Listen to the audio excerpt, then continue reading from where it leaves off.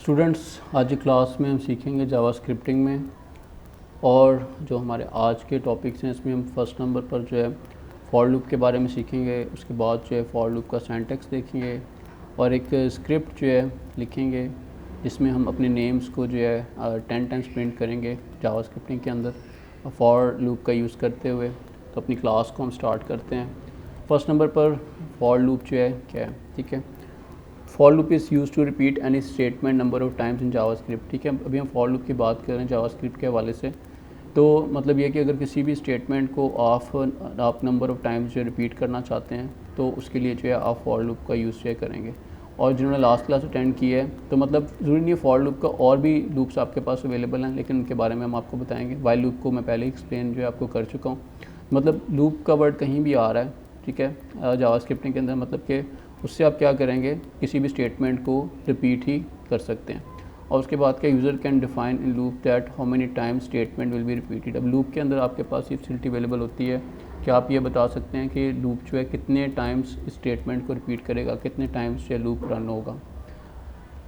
अब जो है हम फॉर लूप के सिंटैक्स को देख सकते हैं। ये आपके सामने जो है फॉर लूप का सिंटैक्स नज़र आ रहा है और इसमें जो है अगर आप देखें यहाँ पर तो आपको ये सिंटैक्स तो जब आप लूप को डिफ़ाइन कर रहे हैं, यूज़ कर रहे हैं, तो ये तो आपको देना ही देना है, ठीक है, जावास्क्रिप्टिंग के अंदर। अब ये लूप जो है क्या बता रहा है कि आपका ये जो कि आपका लूप जो है कितने टाइम्स रन होगा, 10 टाइम्स। अब 10 टाइम्स क्यों, क्योंकि यहाँ पर अगर आप देखें तो ये i is equal to 0 loop की इनिशियल वैल्यू है। यानी जब लूप रन होगा तो i की वैल्यू क्या होगी, 0। और ये लूप जब एंड होगा तो i की वैल्यू यहाँ पर जो है जब तक कब तक ये लूप चलता रहेगा, जब तक i की वैल्यू जो है 9 से लेस देन रहती है। और जैसे इक्वल टू 9 हो जाएगी तो ये लूप जो है ख़त्म हो जाएगा। और यहाँ पर ये i plus plus increment operator को जो है शो कर रहा है कि जैसे जैसे लूप अपना फर्स्ट टाइम रन होगा तो यहाँ पर इसकी वैल्यू में 1 इंक्रीज़ हो जाएगा, सेकंड टाइम रन होगा, फिर यहाँ पर 2, फिर उसके बाद 3, जब तक यहाँ पर 9 नहीं आता है लूप रन जो है होता रहेगा। तो 0 से लेकर 9 तक आपके पास जो है कितने डिजिट्स बनते हैं, टोटल 10 डिजिट्स जो है बनते हैं। तो इसका मतलब ये लूप जो मैंने यहाँ पर एक्सप्लेन किया है, मतलब यहाँ पर जो मैंने यूज़ किया है, तो ये लूप ने 10 टाइम्स रन होना है। अब इसी तरह अगर मैं लूप को 100 टाइम्स करवाना चाहता हूँ तो यहाँ पे 0 से लेके 99, ठीक है। अगर 1000 टाइम्स तो फिर 0 से लेके 999 यहाँ पर जो है आपके पास आ जाएगा। और इंक्रीमेंट ऑपरेटर जो है ऐसे ही आपको यहाँ पर जो है यूज़ करना है। अच्छा, यहाँ पर जो है एक बात मैं आपको और एक्सप्लेन कर देता हूँ कि यहाँ पर वेरिएबल i का यूज़ किया गया। अगर आप कोई और वेरिएबल भी यूज़ करना चाहते हैं, a b c d आपकी मर्ज़ी है, लेकिन उसको आपने फिर तीनों जगह पर यूज़ करना है। फर्स्ट में भी यूज़ करेंगे, सेकंड में भी यहाँ भी यूज़ करेंगे, और थर्ड में भी जो है आपको यूज़ जो है करना है। अब हम इसको जो है फॉर लूप को प्रैक्टिकली सीखते हैं, ठीक है। इसके लिए जो है हम यहाँ पर सबसे पहले मैं आपको इसका कोड कॉपी करवा देता हूँ, ठीक है। ऑन स्क्रीन आपको कोड नज़र आ रहा है, मैं स्क्रीन को स्क्रॉल करता हूँ और आप इसका कोड जो है वीडियो को पॉज करके अपने पास जो है नोट कर लें, ठीक है।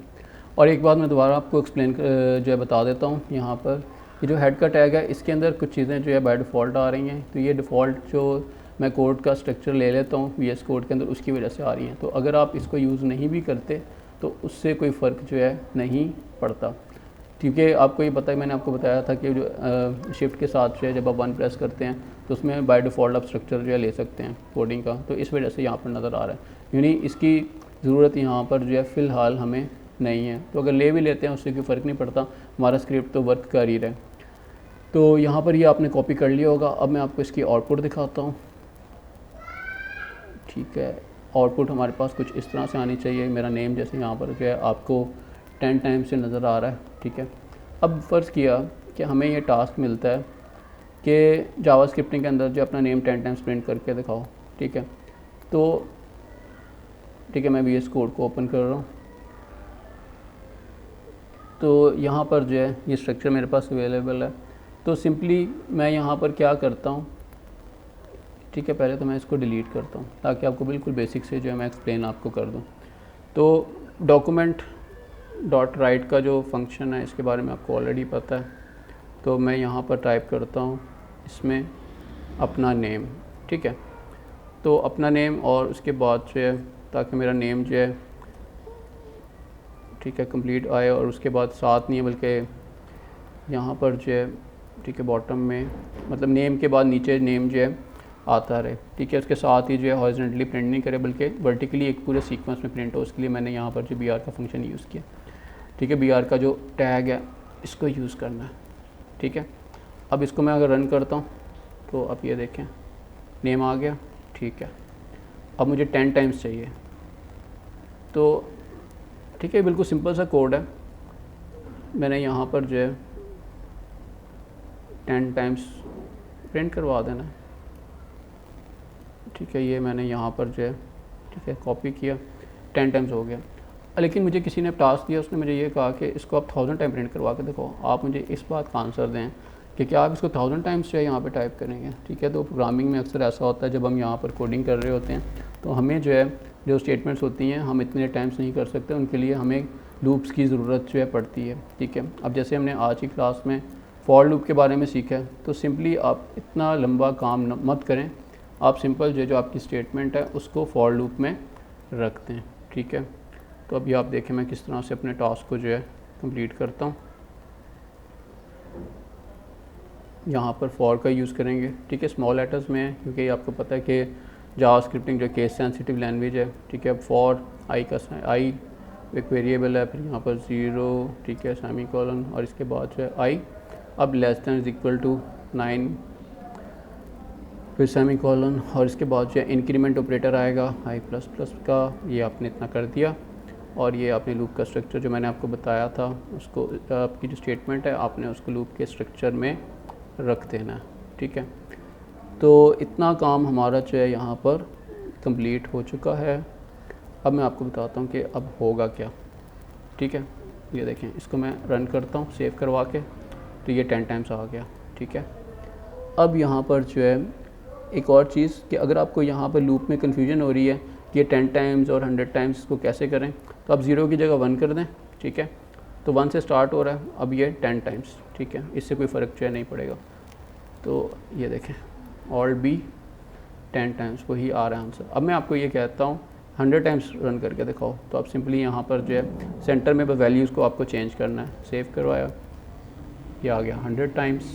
अब मैं आपको कहता हूँ 1000 टाइम्स, तो यहाँ पर जस्ट मैंने इसको चेंज किया, अब 1000 का कोड लगा दिया, ठीक है। ये देखें अब ये 1000 टाइम्स लिखा गया यहाँ पे।